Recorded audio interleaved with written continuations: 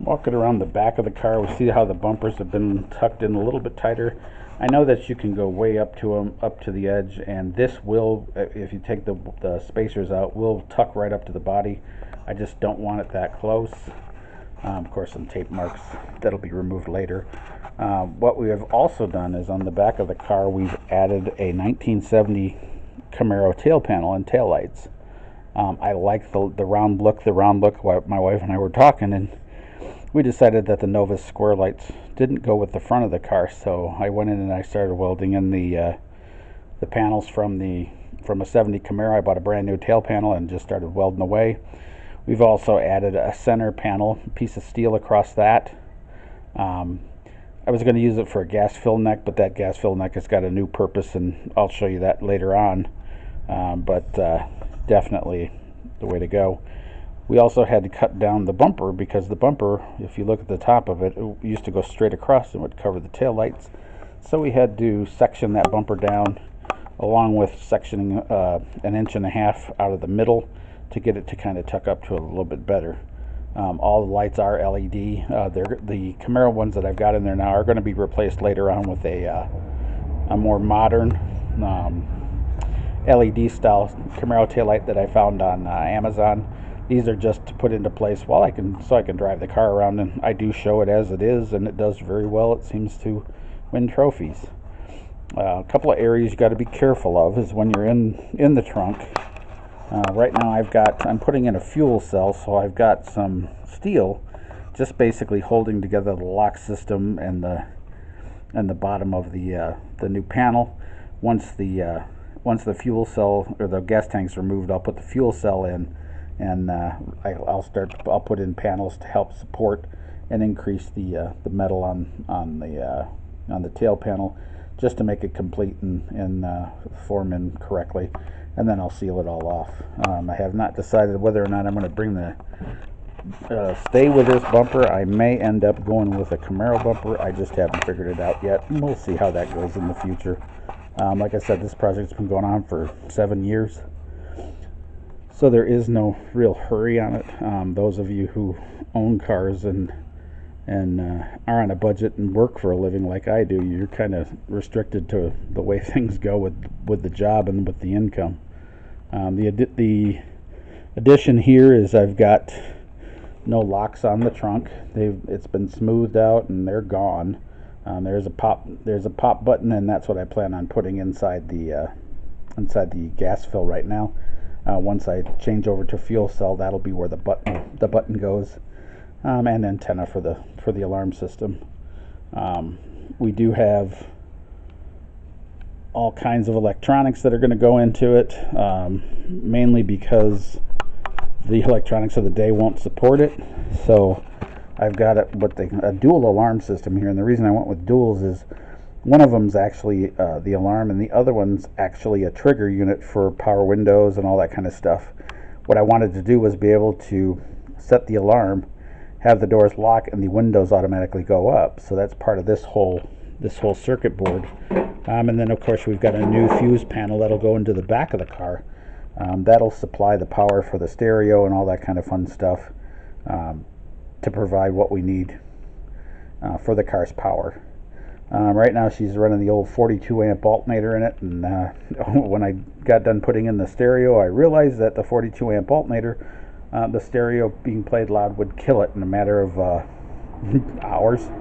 So when you went to a car show and you had your stereo playing, you would kill the battery and that would be it. So we've made some additions. People are trying to figure this stuff out on the cheap is probably the hardest part. I probably paid $1,000 for the fiberglass. The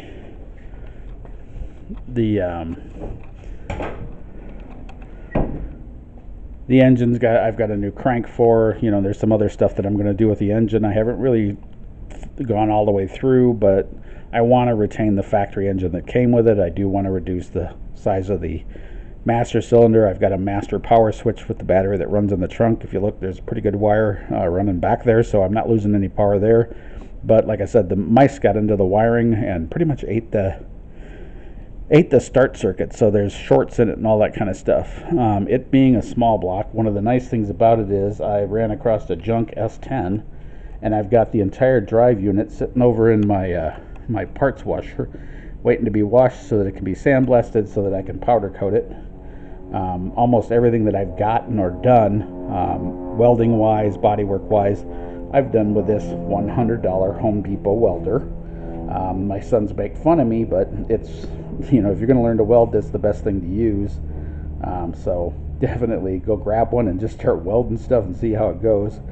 I have gotten a little bit better, but I've still got a long way to go. So it's one of those things where if you're going to do it yourself, you know, that's where I'm at with it. Is I like to do these things by myself. I like to do my own car work because every little detail that came on the car I came up with. I thought it was kind of cool.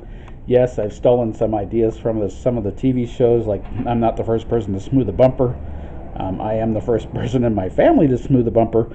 And like I said, I had to learn to weld the hard way. I know I learned how to gas weld years ago with braze and all that kind of fun stuff, but the new technology is pretty neat. I'd love a TIG welder, but you know, those things are expensive. I can't afford it. I have a family to take care of, and I work for a living, so it's one of those things where, you know, it is what it is. So slowly but surely it will get done. I'm to the point right now where I've got to start prepping to do my jams and all that kind of fun stuff. I've got the car completely ripped apart inside. I've mocked up some bucket seats that I swiped out of a PT Cruiser that was being scrapped. I've got all the insides out. I had to reinforce the driver's side panel. I've got a double panel layered in there. It never had subframe connectors, so it started actually ripping the body, which I thought was pretty wild. So I've riveted in a second plate along with body, you know, putting in seam sealer to make sure that sucker doesn't go anywhere, and then I'll put in some frame extensions, and that way I don't have to worry about the car trying to tear itself apart. I've got the interior of the car completely apart, as you can see, and ready for paint because I want to go ahead and paint the whole car the same color. That way, no matter where you look, you're going to see the blue instead of the way it was before, where it was blue on the outside, gold on the inside. But it kind of gives you an idea where the car's at right now, how it's been doing, and how far we're going. One of the other things I found on the roof was there was a factory repair, meaning that something fell out in the factory, and the factory actually fixed it there. It was pretty wild to see how they did it in the factory. It was kind of like piecework. Basically, get it fixed as quick as you can, and then send it away, and you know, send it on farther down the line, and then yell at the guy later, kind of thing. I have added the trunk popper up in the trunk. It's pretty easy to install. I've got the wire running to a power source right now, just straight to the bumper. It'll be connected into the relay system as soon as the relay system is put in. But as you can see, the moldings and everything are off the side of the car, and the car is smoothed and ready for its final sealer, primer sealer, and then surfacer, and then of course your paint.